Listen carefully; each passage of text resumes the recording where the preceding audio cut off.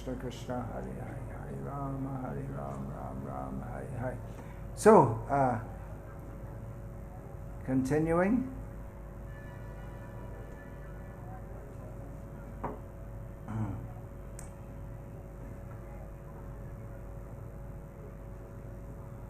I'll say a few words about myself. We should speak about Krishna.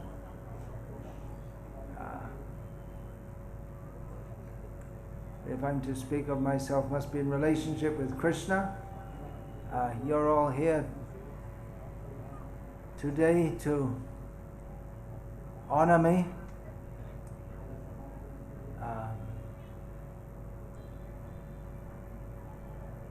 That is fitting, that is required. In Shastra, in tradition, in culture.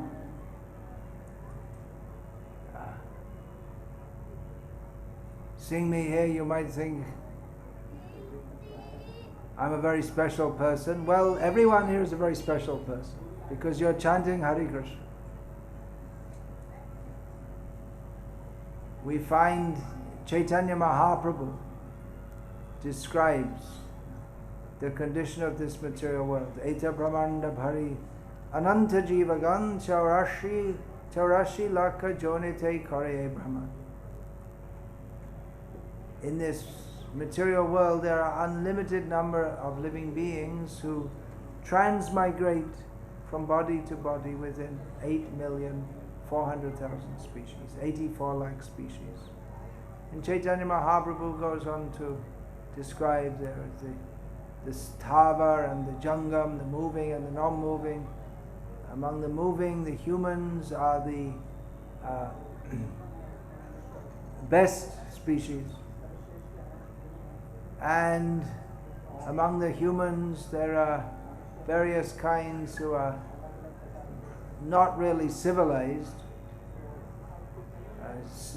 Chaitanya Mahaprabhu gives the definition that civilization begins with the following of Varnashram, but then most who follow Varnashram, they do so for the sake, they're karmanishta, they're interested in working and enjoying according to religious principles. Then Koti karmanishta madde ejnani shreshta, among millions of persons who are simply interested in materialistic life, someone who is interested in philosophical understanding, there may be one such person. And he goes on and on. Anyway, the conclusion is that the position of the devotee is best. Who is a Vaishnava? Jar mukhe ekba hoy Krishna nam. There's a person who even chants Hare Krishna once is maybe considered a Vaishnava. There are gradations of Vaishnavas. So you're all very special people. If we analyze, most of us, like most of the people in the world, come from very ordinary backgrounds. Some people come from exceptional backgrounds. Some people are exceptionally talented. About myself, like all of you or most of you, very ordinary background. So again, we have to point that it's the mercy of Srila Prabhupada that we're all able to come together here and chant Hare Krishna. I am accepting honor here, but even within our Krishna conscious movement, I am in a somewhat prominent position, practically by default, because means I don't know how to say it in Hindi. Maybe you know how to say it. By default means Daiva Yog, by fate, Bhagya Kafal, something like that. Not exactly. Means that most of those who were the big leaders when Srila Prabhupada was present, the big generals, many of them retired and retreated prematurely, and then the foot soldiers had to take up the job. The order, Jawans, Hindi mein Jawan bolte, foot soldier.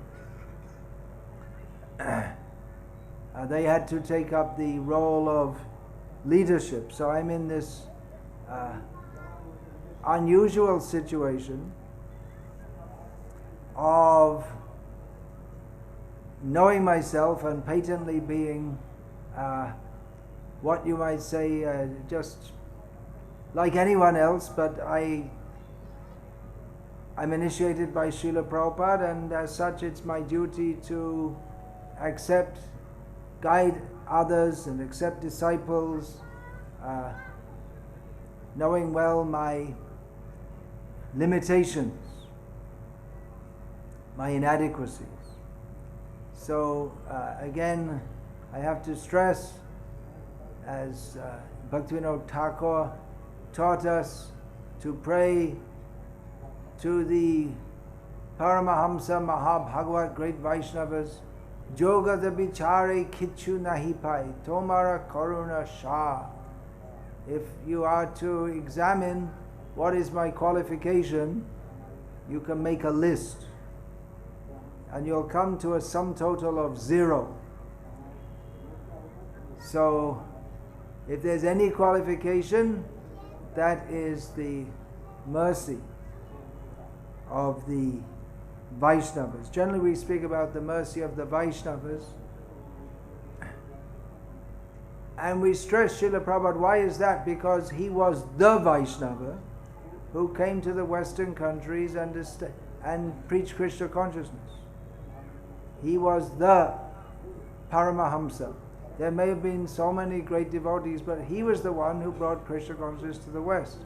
And therefore we are particularly indebted to him. In India we could speak of the mercy of the Vaishnavas, and now in ISKCON today also we can speak of the mercy of the Vaishnavas, but he was the Vaishnava, the one and only, who brought the mercy of the Acharyas, the mercy of Chaitanya Mahaprabhu to the Western world. So you're all very kindly assembled here to honor myself, and I can understand, and I'm repeatedly saying so because I want all of you to understand, that it is Srila Prabhupada's mercy that I'm in such a position, and I can only pray at the lotus feet of Srila Prabhupada that I be worthy of such respect. Worthy of such respect means, as Srila Prabhupada said, to be a guru is not a very difficult thing, although to me it often seems to be a very difficult thing, but in essence we simply repeat what we have heard. Just as Srila Prabhupada repeated what he heard. It may not be exactly in the same format, but it's the same message. It may not, there may be some different perspective, because as time goes on, different challenges arise. For instance, there are different philosophical questions or moral questions which have arisen since Srila Prabhupada departed this world. Just one example, the example of cloning. Should humans be cloned? So we have to examine the teachings of Scripture and try to understand this. And we have to deal with different people in different situations. So it's not that we have to speak verbatim, but we have to present the message as we have heard it, according to our own realization. We ourselves are not trying to be clones of Srila Prabhupada, to be like him, to be exactly like him. That is called imitation. We should not imitate, but we should follow. Anukaran, Anusharan. Anukaran, both words are similar, but one gives more the meaning of imitation. Anukaran means to imitate, and Anusharan means to follow, to take shelter of. So we should follow Srila Prabhupada by understanding his teachings, absorbing them, living them. And when I say Srila Prabhupada's teachings, that of course means the teachings of Guru, Sadhu and Shastra, back to time immemorial, and live them ourselves. This morning I was saying that we have to be like a slave, but to be a slave of the Guru means to actually develop our own individual personality. This is real personality development. As long as we're conditioned by the three modes of material nature,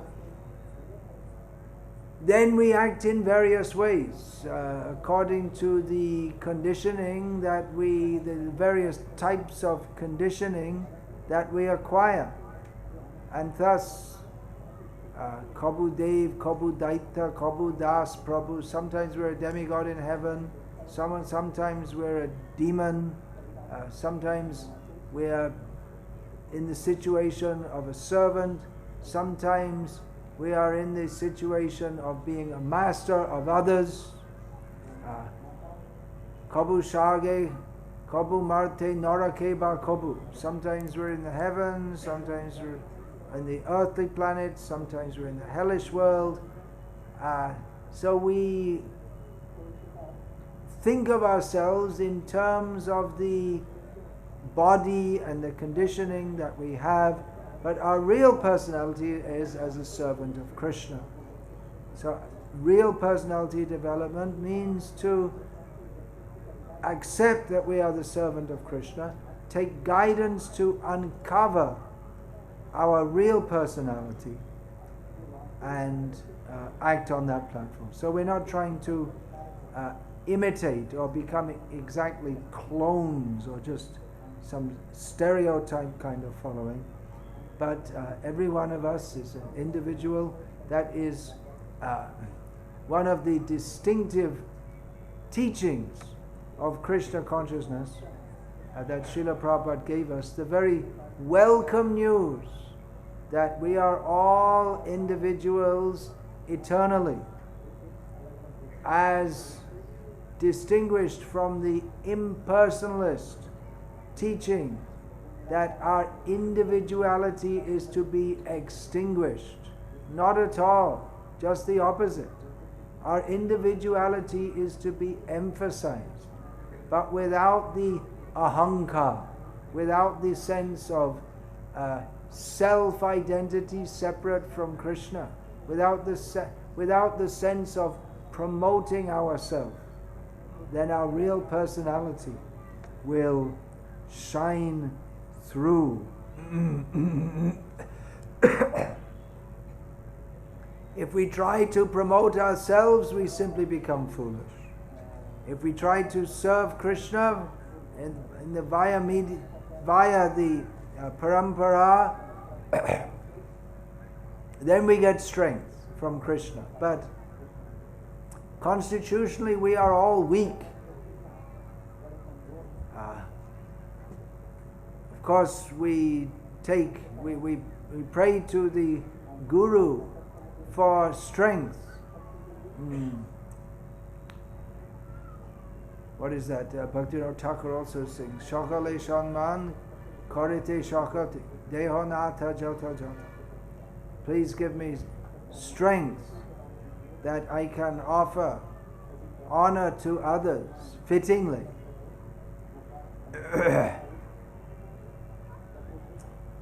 So we pray for strength.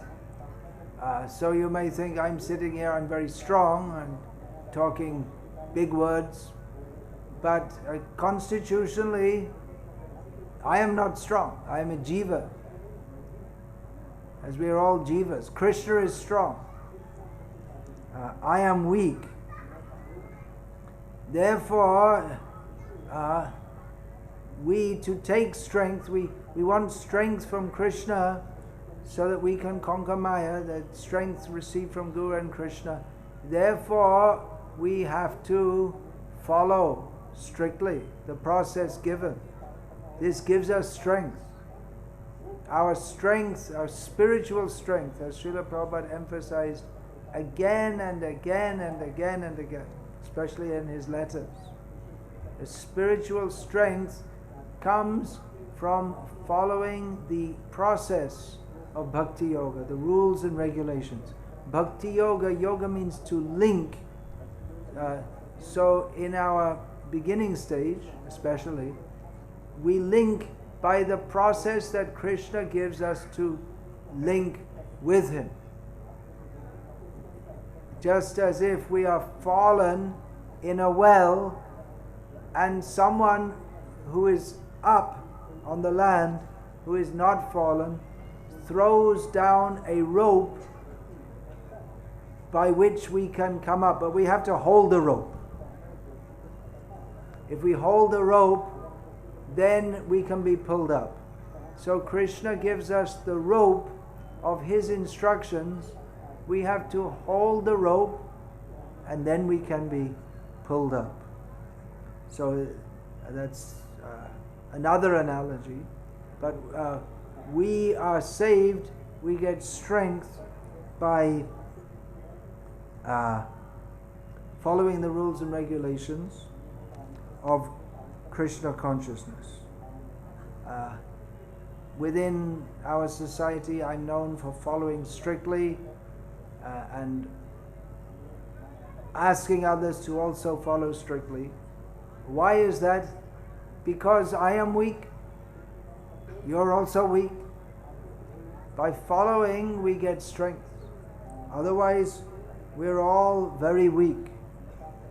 It may be that some others, they had a very pious past and they're very developed in Krishna consciousness, even from a beginning time, even from a previous life. They may be very special. There may be some personal associates of the Supreme Lord who have come to this world to deliver us. But my position is that I'm weak, but I know I can become strong by taking the mercy from Srila Prabhupada and the Parampara, by following their instructions as given in Shastra. If I'm also afraid if I don't follow, then I'll be finished. Just like so many of people have come to this Krishna consciousness movement, they've followed for some time, and now we don't know where they are. Just as we were on Harinam Sankirtan, one man came out of his house, offered full dandavat, said Jai Prabhupada, and went back. So I suppose, or I may speculate, that in his youth he may have been living in one of our temples. There's so many, especially here in and in the West also, so many people have joined our temples, spent some time there, and then again gone back, but the impression stays with them. A few years ago, I brought one copy of this book, Vangshidas Babaji, to the Bhajan Kuti. Now there's not a Bhajan Kuti, there's a marble temple. It's quite out of character with Vangshidas. So I went there to Navadip, and I thought I'd offer a copy there, knowing full well that whoever was there wouldn't read it in English, but I thought I'd give it to them anyway. So the Babaji sitting there, who was overseeing the temple, he told us that, yes, I was also in ISKCON once. So many devotees, of course, he's still in Krishna consciousness, he's living in Navadip Dham, he's serving Vangshidas Babaji. So everyone who comes, they are benefited, even if they don't stay, but I would like to stay in this life and life after life in the service of Srila Prabhupada. I don't want to be like one god brother I know who lived in Mayapur for some years. He was from America. Then he came and he joined us in Bangladesh for some time. And then he said, well, I think I've done enough Krishna consciousness for this lifetime. And last heard of many years ago, living in New York City, living like, well, I was going to say like anyone else in New York City, but that's a bit difficult to define. But anyway, not living a devotional life. So we want to remain in Krishna consciousness. We want to go up to the spiritual world, but the first thing we should do to go up to the spiritual world is stay in Krishna consciousness. Go on with this process, day after day, year after year. So this process, Bhakti Yoga is a process which by following we get strength. By associating with devotees, we get strength. Associating with devotees means in the service, in the mission of Srila Prabhupada. So let us stick to this process that will give us strength. I like to rise early and encourage others to rise early every day, go to Mangalarti, chant our rounds. This gives us strength. Otherwise we're weak. If we don't do, then we become weak. If we do, then we feel very happy. Every morning to rise, chant the holy names of Krishna. We sung that song this morning, Bhaktivinoda Thakur, how he feels very happy in devotional service. Bhakti Vinod Krishna Bhajane Anukul Pai Jaha. He says that whatever he finds that is conducive for Krishna consciousness, Pratiti Bhashe Parama Shuke Shikara Kare Etaha, that every day I accept these processes. So every day, rise early, chant the holy names, discuss Bhagavad Gita, Srimad Bhagavatam. This will keep us steady and fixed and strong. And also, I know that if I don't go, then others may think, well, our Guru doesn't go, so we don't. I also don't need to go. So I need to go, you need to go. You need to rise early. Of course, many of you are living in your houses, doing jobs and this and that. But as much as possible, you please also rise early. If I don't follow strictly, then others who look to me for guidance, they'll be misguided. They'll think that it's not necessary to follow all these rules. But it is necessary. That's why Srila Prabhupada emphasized that so much. So I'm as a guru in Srila Prabhupada's service, I'm supposed to train others. So training begins with the most basic things.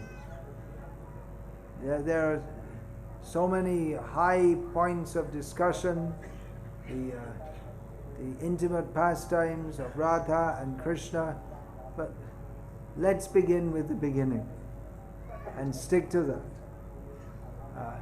Stick to that means we may go very high, but the basic processes we should continue to follow.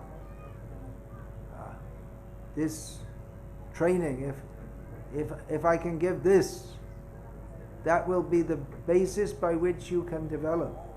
It's a simple thing. Rise early, chant the holy names, discuss Gita and Bhagavatam, take only Krishna Prasadam, these simple processes. They're so, Srila Prabhupada would sometimes say that Krishna consciousness is so simple you might miss it. You might think, well, that's just very simple, so we don't have to bother with it. But yes, it's very simple, but we should be very concerned to follow all these simple processes, knowing that they do make a distinct difference. That if we stick to this process. We might think that, well, we do it every day and we might think it becomes stereotype, but no, we have to stick to it. And actually it shouldn't become stereotype. Prati divashe parama shuke shikara karyetaha. The Krishna consciousness is blissful. It's not just something that we tell others, but we can experience that also. How joyful a life it is in Krishna consciousness. The first time I came to one of Srila Prabhupada's temples, that was Bhaktivedanta Manor near London, and I stayed overnight by Krishna's arrangement. I didn't plan to, but various factors forced me to stay there overnight. And I was astonished that at 4:30 in the morning, which was a time which I was not used to being awakened, the devotees are singing and dancing very happily for the pleasure of God.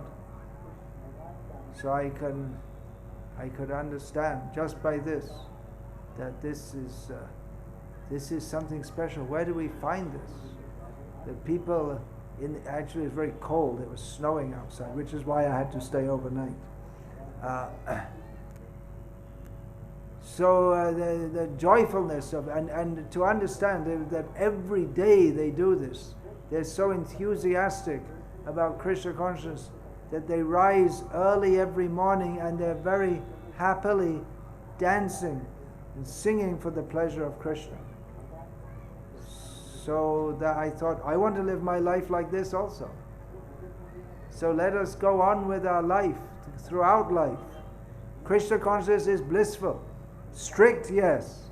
Blissful, yes. The two go together. You can't have the half chicken idea. Ardha kukuti nyai. That if we think, of course we don't keep chickens, but some people do.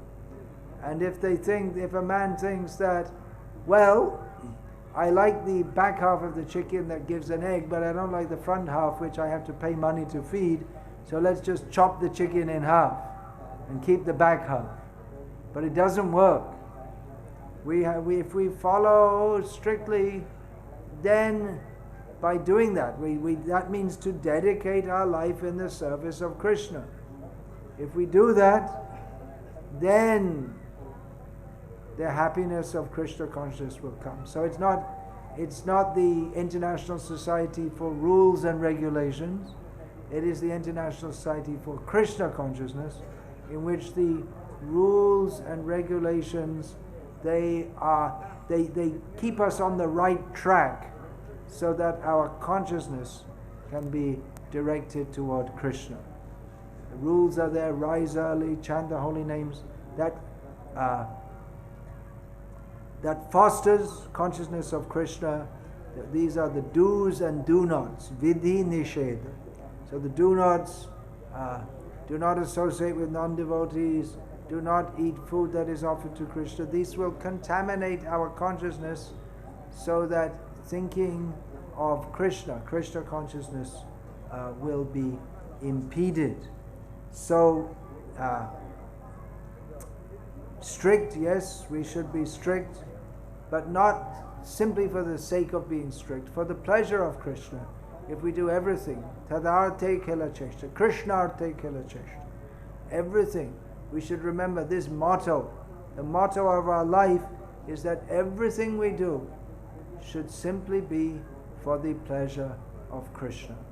And because Krishna is all blissful, then our own self-interest is served. What is our own self-interest? Ultimately, everyone wants to be happy. It's a simple thing to understand. We want to be happy. So how can we be happy? We don't know how to be happy. We're trying to be happy in so many different ways. Sometimes we're in the body of a cat and we meow to try and be happy. Sometimes we're in the body of a dog and we root to try to be happy. In so many ways we're trying to be happy. This proper understanding is we are servants of Krishna. So if we serve Krishna, Krishna is Ananda Chinmaya Rasamai. He is full of the happiness of spiritual happiness, spiritual blissful exchanges. He is Achintya Guna Swarupam. His very form is of inconceivable transcendental qualities. So if we link up with Krishna by the process of Bhakti Yoga, then definitely we become happy. But we can't be happy, we can't have it both ways. We can't think, let me have material enjoyment and spiritual enjoyment also. Doesn't work. We have to fully surrender to Krishna. So, as I was saying, we're all individuals. I am designated as a guru within ISKCON, and I'm trying to fulfill that service. It's not, of course, guru, it's not an upadhi, a designation. Sannyasi is a designation. The jiva by constitution is not a sannyasi or a brahmana. A jiva by constitution is a Vaishnava and is a servant, but in the discharge of service, a Vaishnava may also take the role of a guru, so I'm trying to do that. And being individual, although what I say, what I instruct to you, that should be the same as all other gurus. Guru is one. That saying is Srila Prabhupada elaborated on this point in his essay, which he offered in 1936 as a Vyasa Puja offering to his guru. So he elaborated on the point that Guru is one. What is the meaning of this? Well, one of the gurus in our movement, some of his disciples, they came across a photograph of him when he was 1 year old, and they circulated this photo with the caption, Guru is one. That's not the meaning of Guru is one. It means that all those who are actually Guru, that was Kirtanananda. You know that? Now you know. ISKCON history.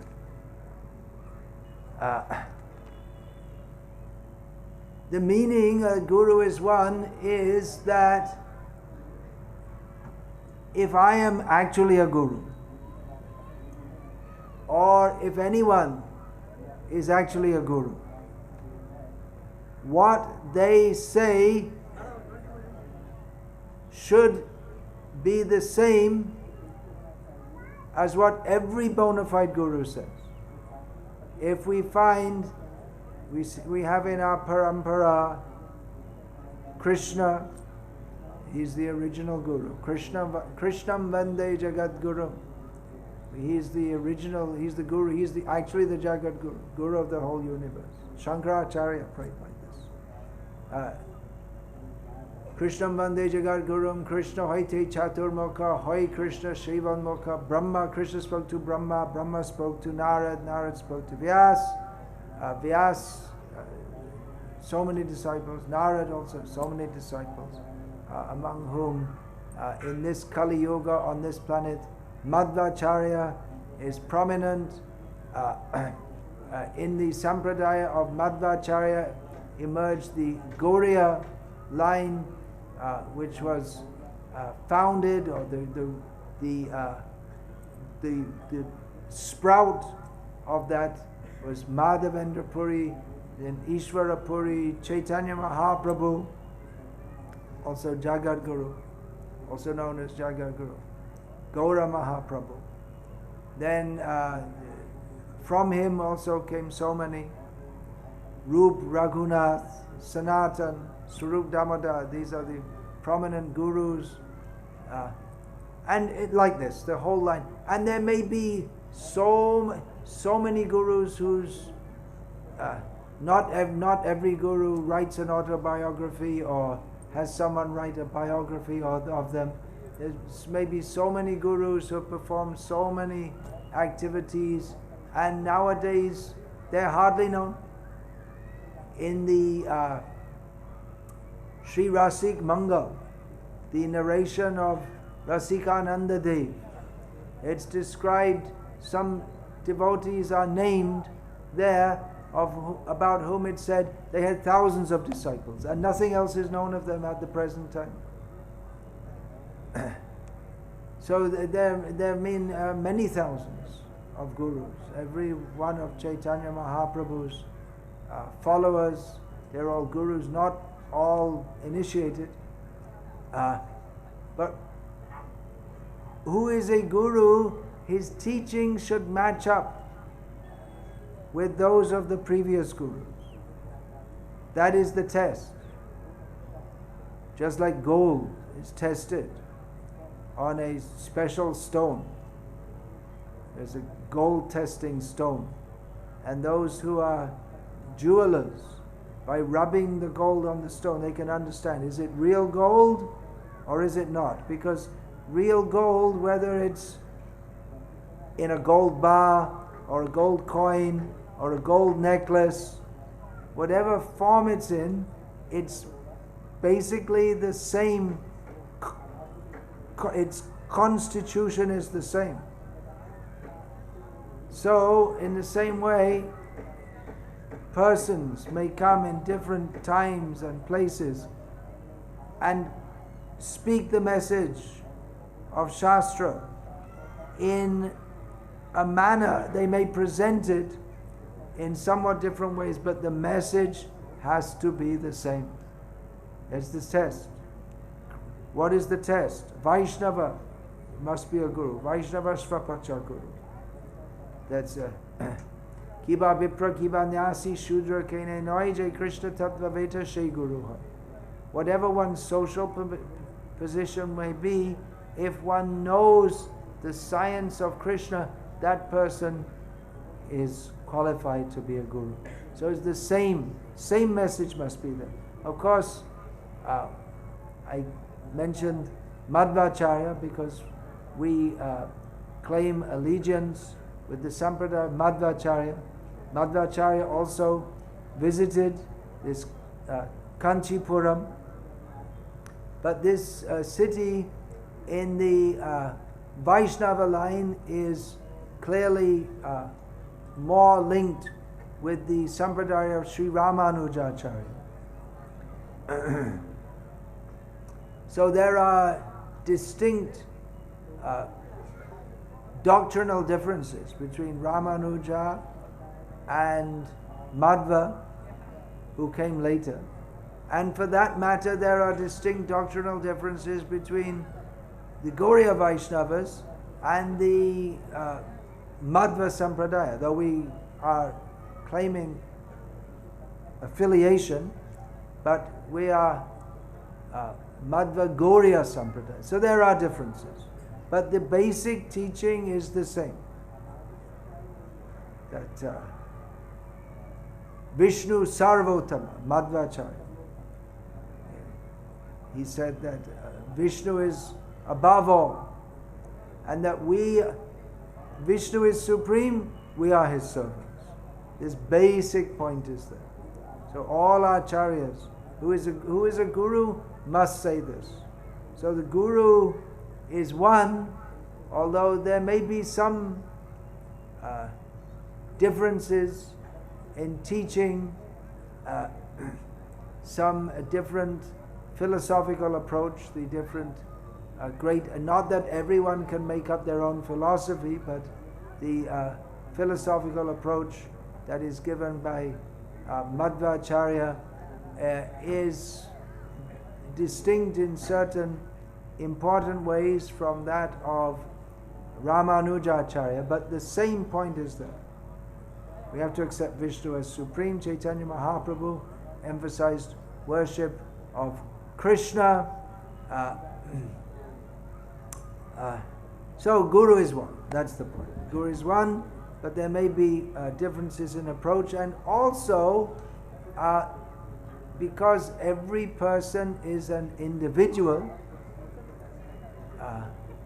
then who is the Guru? Who is the personality?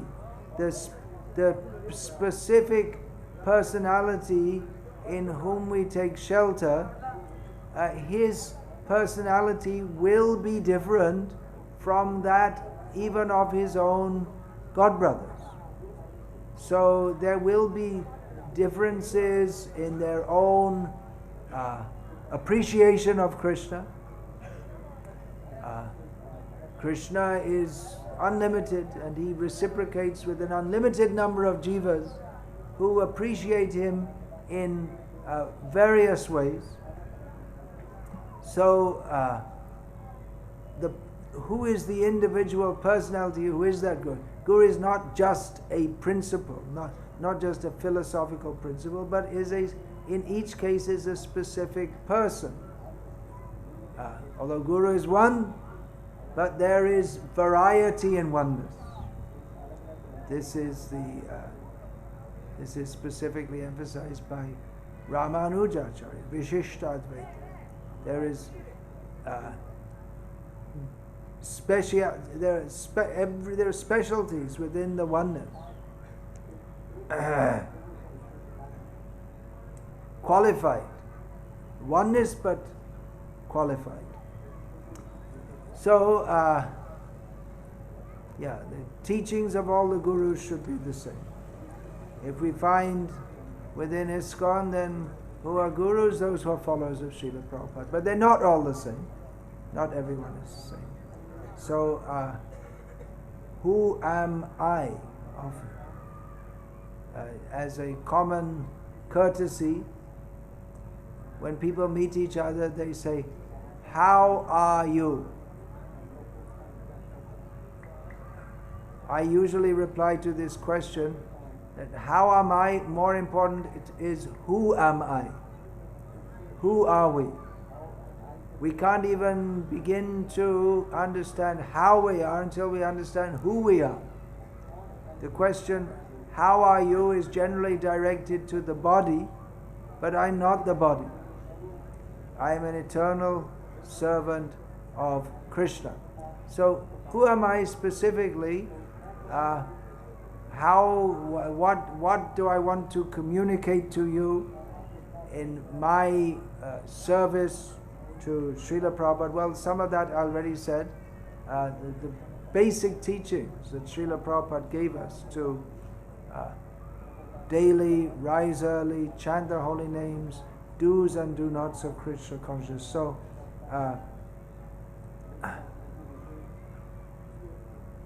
among the followers of Srila Prabhupada,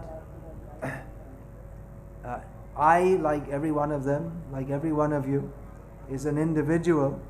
So my individuality as a guru within the service of Srila Prabhupada means that Guru is one.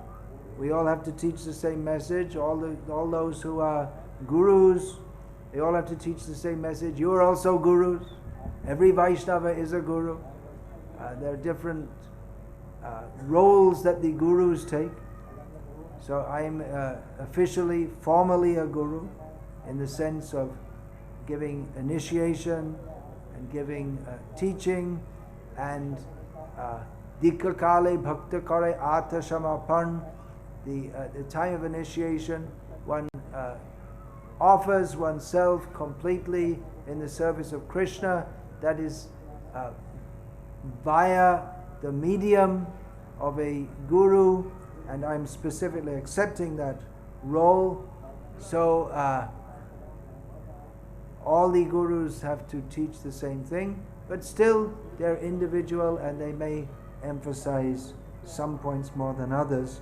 So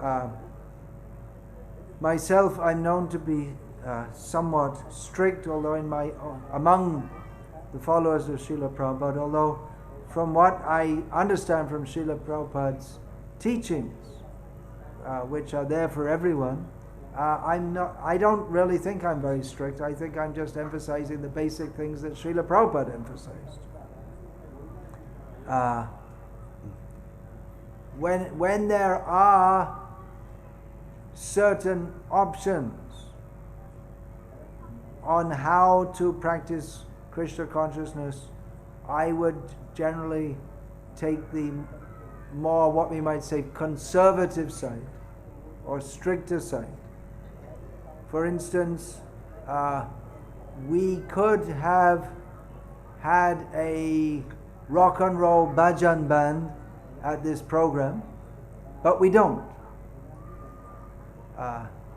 We may think, well, if there was a rock and roll bhajan band, then so many people would be attracted. Yeah, that's true. But I'd rather be conservative, because Srila Prabhupada, where there was a rock and roll bhajan band, he wrote a letter, it's there, recorded, saying that we are simple Hari Kirtan men. We only require kartals and mridangas. That was good enough for Chaitanya Mahaprabhu, so it should be good enough for us. So we may say, yes, for the sake of preaching we can do this and that, but I'd rather be conservative. Means that I'm afraid, just like I'm afraid if I don't follow strictly the process of Krishna consciousness, then I may fall away as so many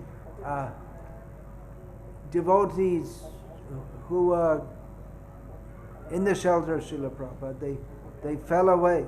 So that is our armor, our kavach, that protects us to follow the process strictly. So I'm afraid that if we bring in various innovations, speculations, that we may lose the point altogether. So it's not that various innovations cannot be there, but I would rather be conservative, because if we bring in more and more innovations, we may forget, in the name of preaching, we may forget what the original thing is.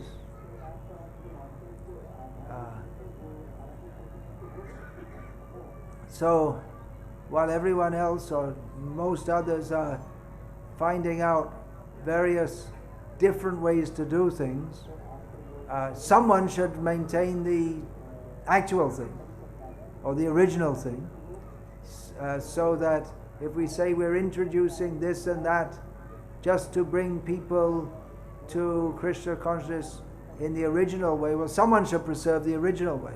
Otherwise it just gets lost or forgotten. And we think that something like electric guitars, 12-string guitars, bass guitars, and then we get into a whole guitar culture. But Chaitanya Mahaprabhu's culture is mridanga kartal. So Chaitanya Mahaprabhu likes that. Bhaktivinoda Thakur likes that. Mridanga bada shunete mam, obashara shada jati. We just sung that this morning, to hear the sound of the mridanga. I'm always eager for such an opportunity. So, yeah, I may be more strict, which may be more difficult for you in some ways. But the result is there, that, as I said, following strictly and being blissful in Krishna consciousness, they're not separate. Both, they come together. In the beginning we have to follow strictly, and then we become blissful. And those who are on the platform of bliss, just like rising early and chanting Hare Krishna, those who are actually on the platform of bliss, they automatically rise early. For them it's not being strict, it's just what they like to do. So there may be various options or opinions on how to follow Srila Prabhupada's instructions, but some things are very clear. We should live according to the instructions of Srila Prabhupada. He worked very hard to compose so many books, and we should take advantage of the knowledge in those books by reading them. We should distribute them. We should live according to them. In a Srimad Bhagavatam class that Srila Prabhupada gave in Sri Vrindavan Dham in 1976, in which I was present, Srila Prabhupada made the statement, we should make Srimad Bhagavatam our life, and that struck me, that short sentence, the import of that. Make it our life means we should regularly read Tat Shrinvan Supatan Vicharana Paro. This is described in Srimad Bhagavatam itself, that we should hear Srimad Bhagavatam, we should very carefully recite it, and we should apply our intelligence to understand what are the teachings therein. And Srila Prabhupada, by his Bhaktivedanta purports, has illumined and made clear the subject of Srimad Bhagavatam. So we should make it our life. It means we should study, we should apply our intelligence, we should make our intelligence should be guided by the intelligence of Vyasadeva, who has given us this Srimad Bhagavatam. We should distribute this to others. We should live according to it. So we should distribute these. It's very clear, Srila Prabhupada, he put much emphasis on his books. So we should study his books, live according to his books, distribute these books. Some other points that I want to emphasize, like I say, different gurus in our movement as different individual servants of Srila Prabhupada may emphasize different points. First, we should emphasize that which Srila Prabhupada emphasized. As servants within Srila Prabhupada's mission, we should first know what he emphasized, and we ourselves should emphasize that. Srila Prabhupada very much emphasized also that how people can live in Krishna consciousness in a practical way. This modern so-called civilization is not very civil and is increasingly becoming less and less civil. So Srila Prabhupada very much wanted to establish rural communities in which people can have simple living and high thinking, and establishing Varnashram. So this is a major part of Srila Prabhupada's teachings. Here in India, still people have many people have a feeling for Krishna consciousness because that old culture is going on. That culture, as persons of my age can see, is literally vanishing before our eyes. In the West, there's no idea of this culture, or if there is, that's because Srila Prabhupada brought it. People in the modern world, both West and East, are simply working if they can get a job. It's very difficult, even if they want to be Krishna conscious, to take up Krishna consciousness fully, because they don't have the time and there's so much anxiety on how to get money, and they're misled by this civilization into thinking that getting money and spending it in various ways is life. So to give people the opportunity in which they can live peacefully and happily and a saintly life, these farm communities with Varnashram Dharma have to be set up. Varnashram, that means living in a different culture. Of course, there are so many farmers all over the world, but simply being a farmer or living in the country doesn't make one saintly. So we have to introduce this Vaishnava culture. So I'm very interested personally, if we're talking about, now I'm talking about myself, in the service of Srila Prabhupada. One point that I very much want to emphasize is this Vaishnava culture, or which we can call the India, or the best of Indian culture. I'm telling this to you because you are my disciples, so you should know what I want to teach, what I want to impart to you. Basically, I want to impart to you what Srila Prabhupada has imparted to you. Srila Prabhupada imparted to us the teachings of all the previous acharyas. What I specifically within Srila Prabhupada's service want to impart to you, I'm now talking about that.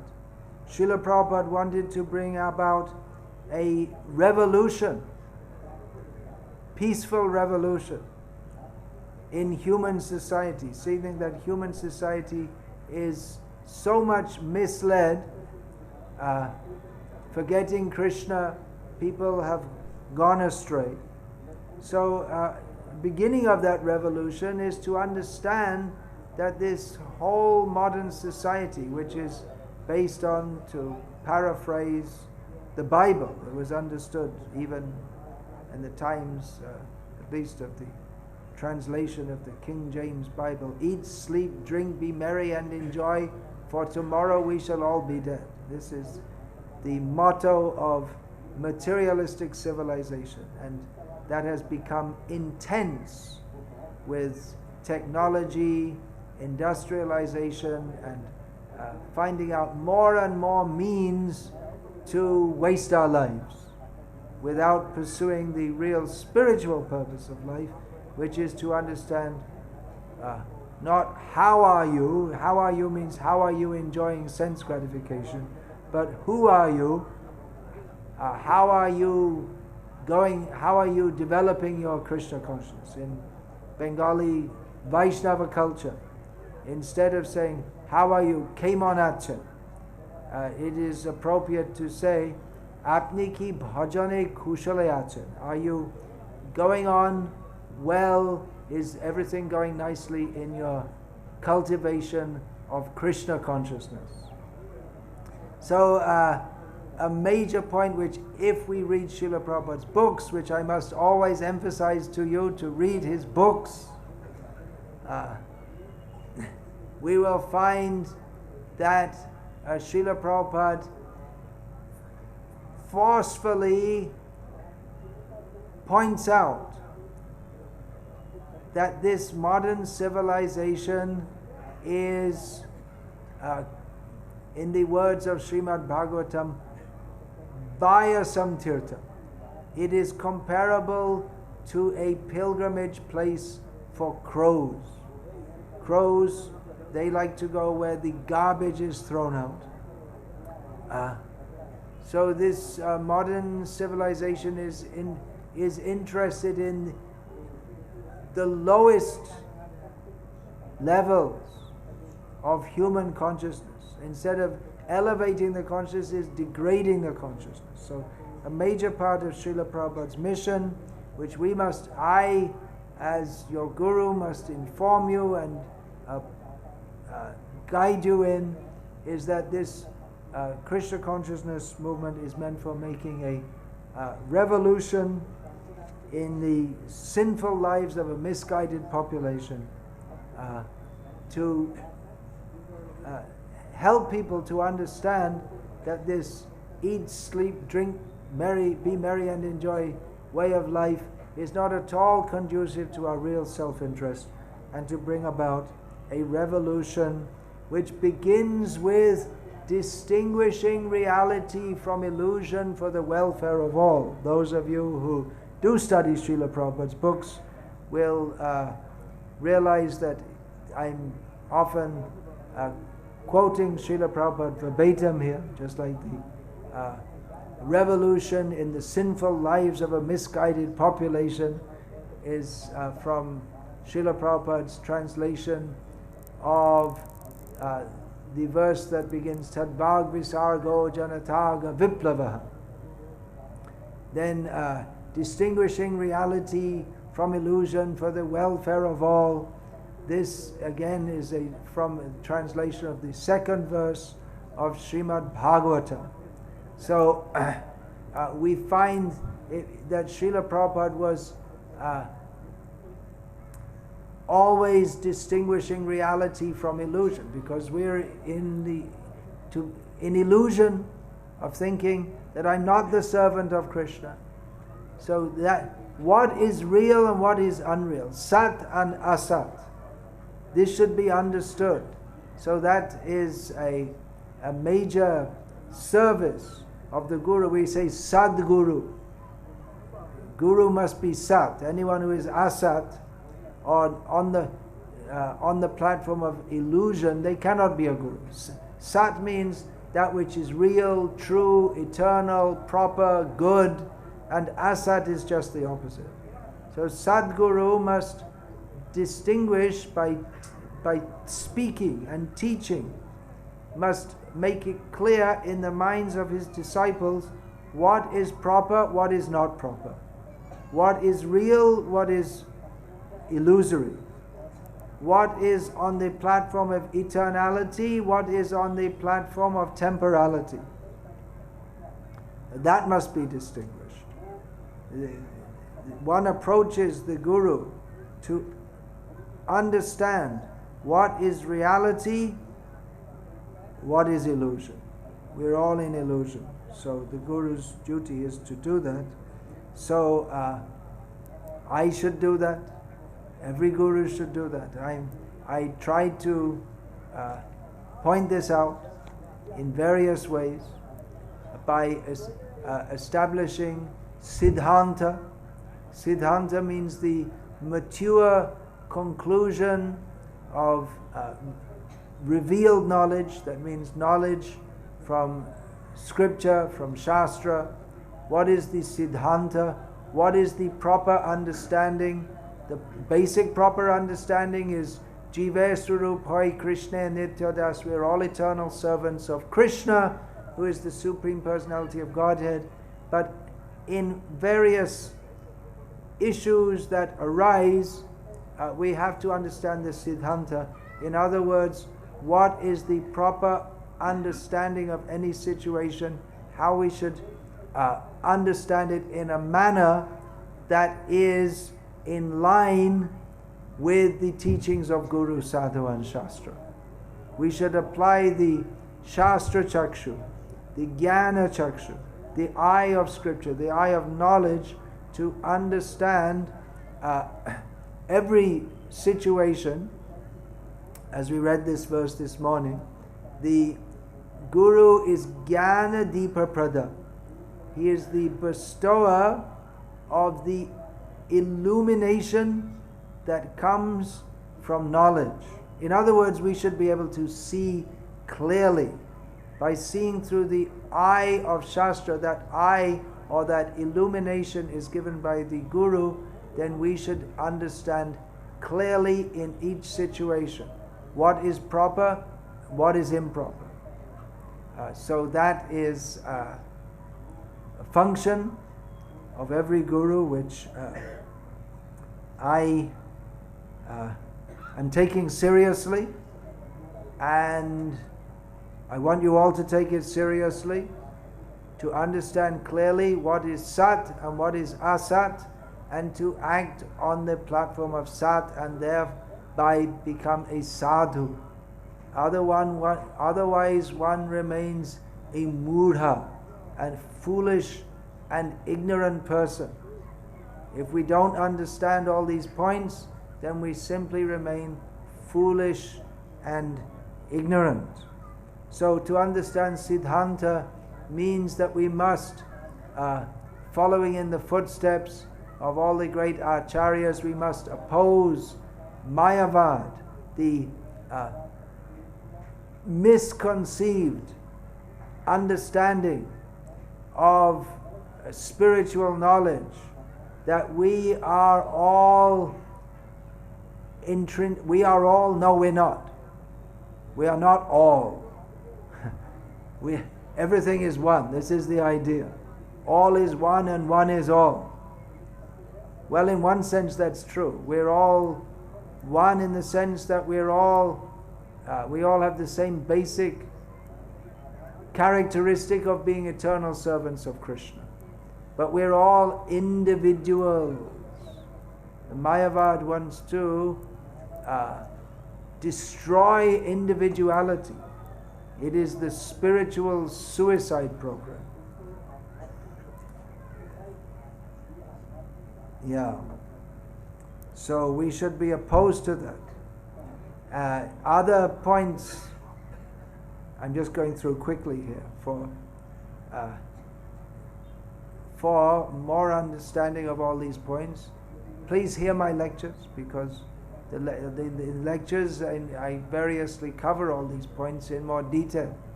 So the first duty of a disciple is to hear from the Guru. So you should hear Srila Prabhupada. You should also hear me. You have more work. You have more work than I do. I don't have to hear my own lectures. Well, I do when I give them, but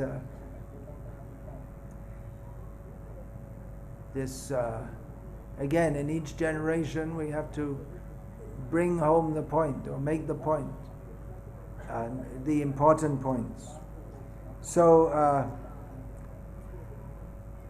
what I also stand for as an individual,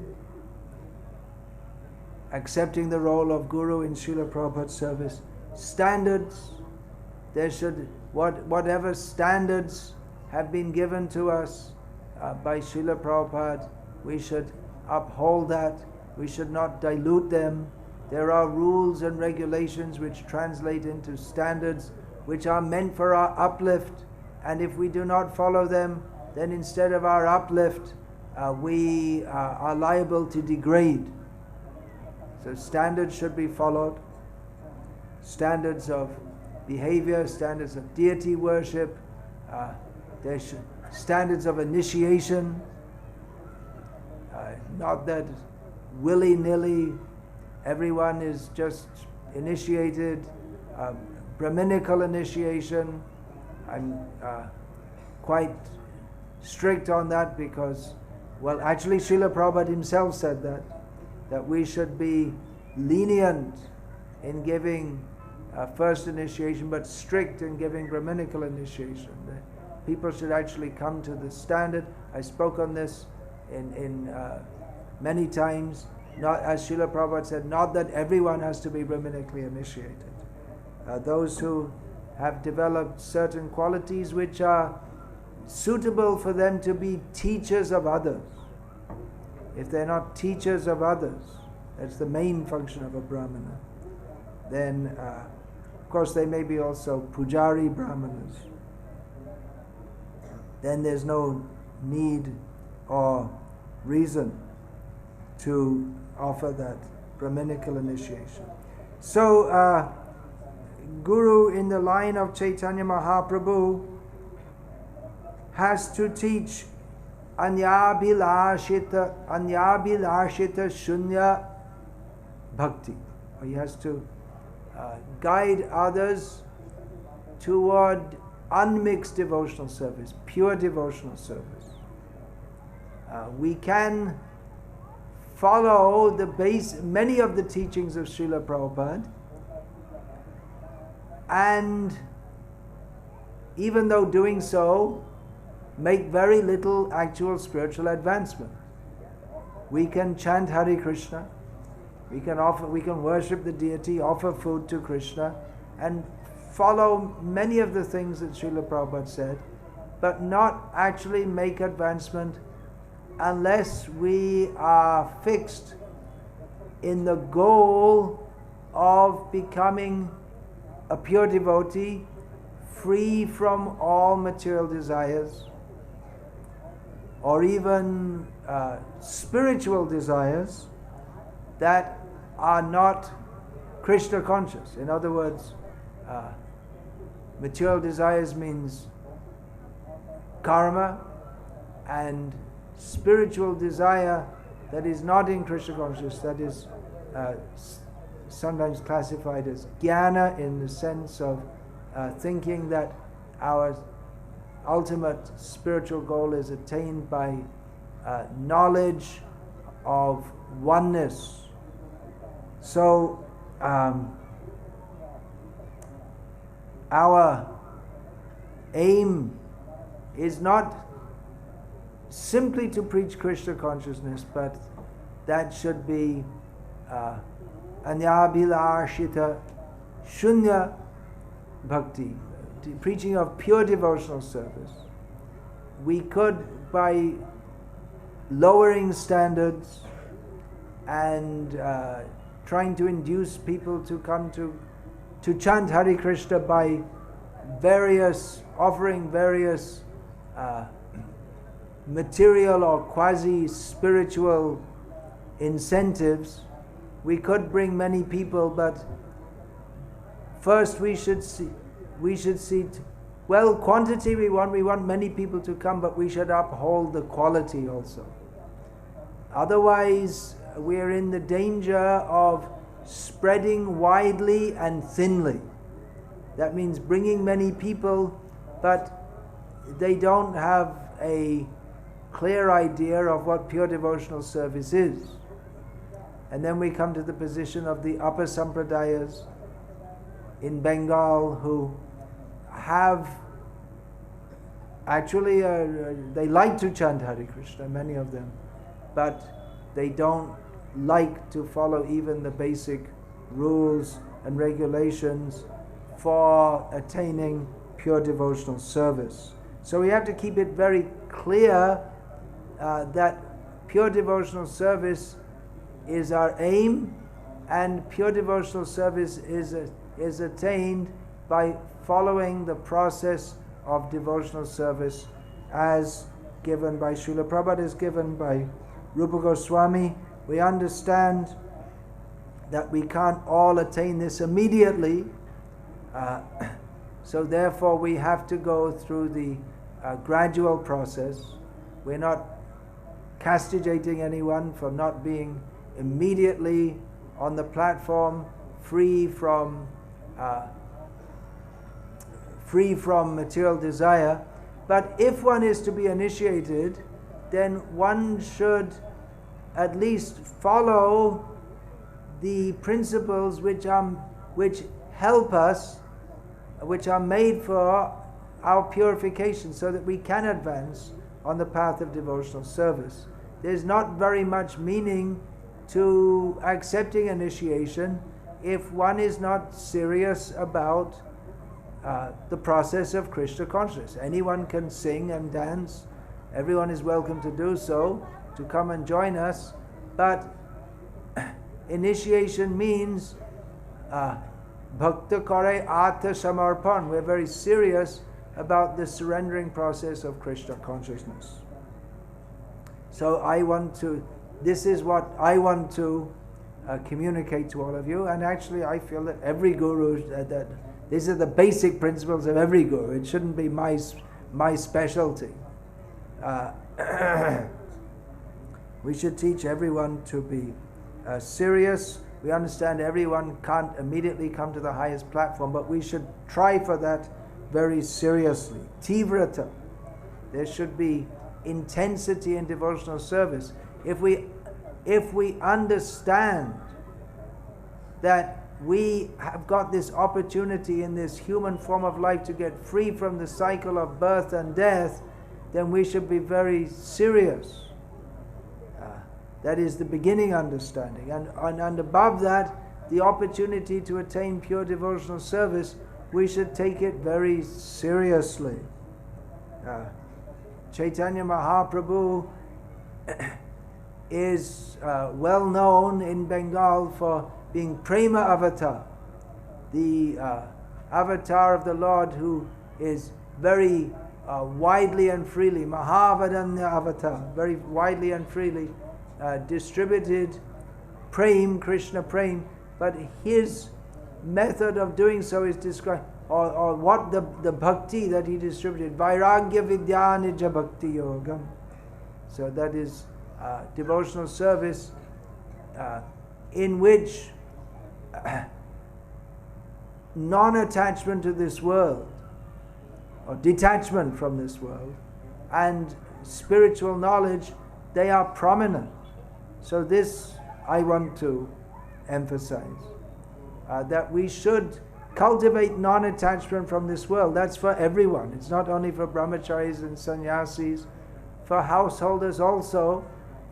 In Krishna consciousness, is not that they have to, we don't say that anyone has to live an extremely austere or difficult life, especially in family life. One can live comfortably, but don't unnecessarily try to amass so many items for enjoyment and become diverted from the real goal of life, which is Krishna consciousness. We should practice seriously in whatever status of life that we are in. So the essence of my message, if we want to, myself as an individual, is the essence of what every follower of Srila Prabhupada must emphasize. As I said this morning, Srila Prabhupada Anugatya, this important term, is there following Srila Prabhupada.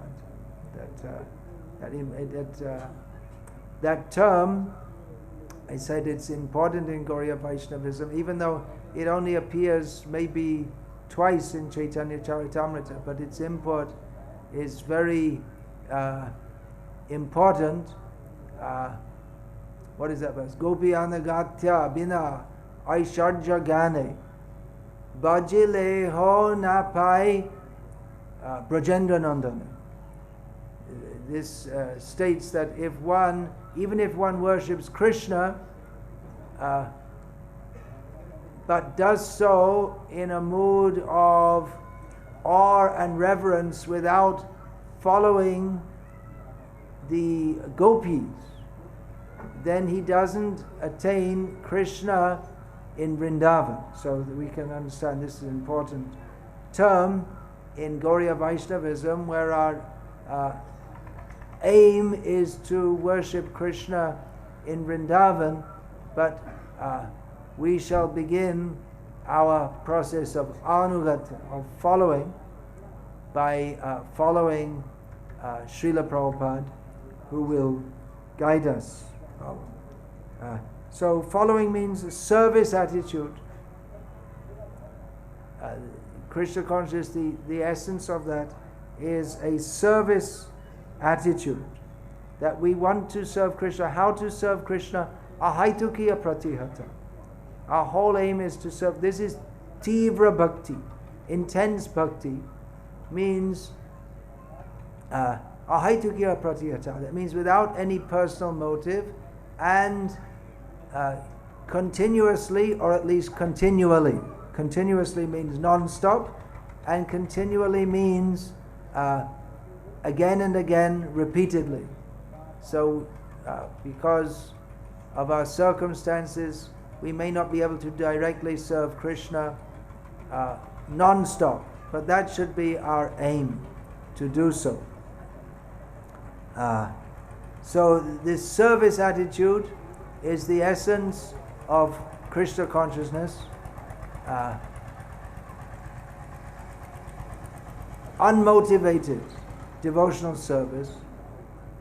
Here we're having very blissful kirtans. These camps where devotees come together. Here in India, we organize such camps usually 3 times a year. This is usually the largest gathering, the one in the winter, the Vyasa Puja. And in other parts of the world also we have smaller gatherings like this, annually in Croatia and Russia. We want to do in other places also. So it's very blissful. Devotees come together, they feel surcharged. Why is that? Where does the bliss in Krishna consciousness come from? From the service attitude. Otherwise, it's jumping up and down that may make us feel some exercise for the body, we may feel some happiness in that. But the happiness in Krishna consciousness is not from some exercise of the body, but because the chanting of Hare Krishna means to petition Krishna, to be engaged in his service. So the real chanting of Hare Krishna, as Srila Prabhupada says, the test of one's chanting is one's sincere desire to serve Krishna. So chanting Hare Krishna is also service, and there are various ways to serve Krishna. Just like organizing this festival, there are many things that have to be done that many other people who organize pandal programs in India, they do. This whole setup, it wasn't made just for us to come here. This kind of program is set up.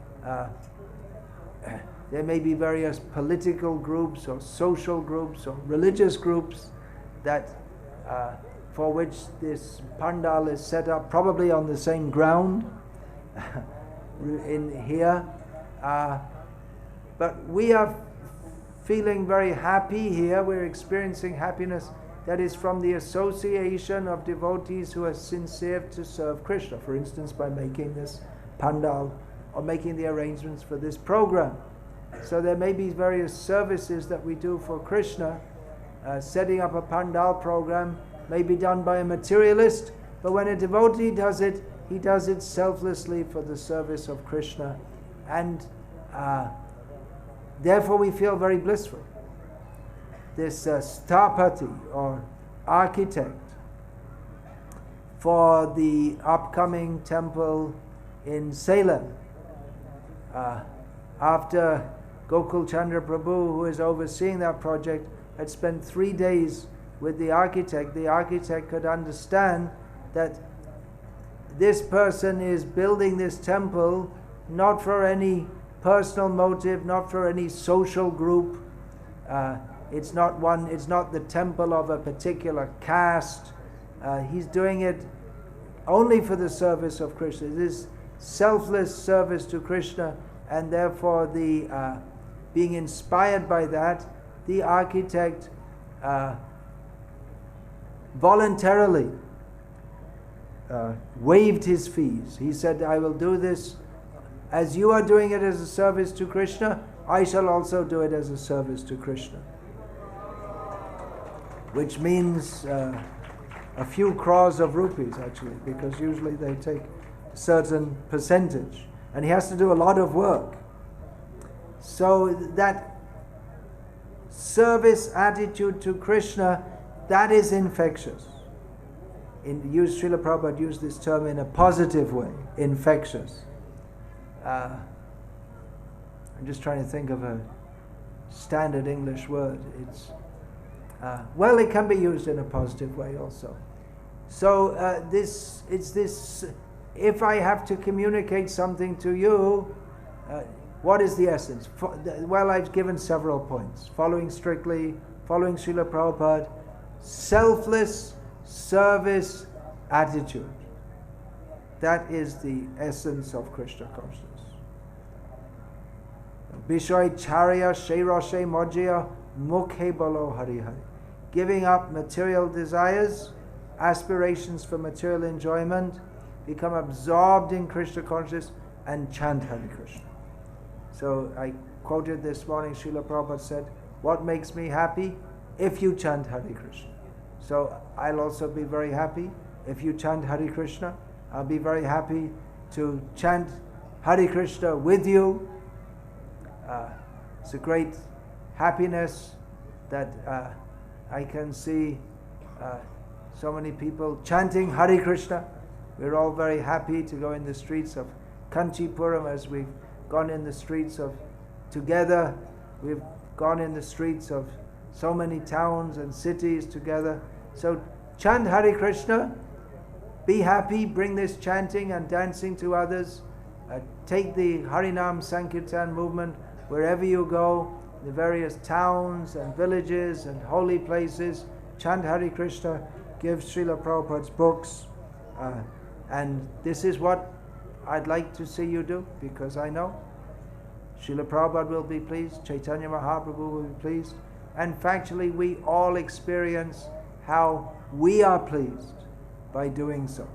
So chant Hare Krishna and be happy, and rise early in the morning. We better finish now if you're going to rise early in the morning. And chant Hare Krishna, take prasadam. So also prasadam, it's time for that now. Again, I can say, well, you can take as much as you like, but it's generally recommended for early rising. Don't take too much. Hare Krishna. Hare Krishna.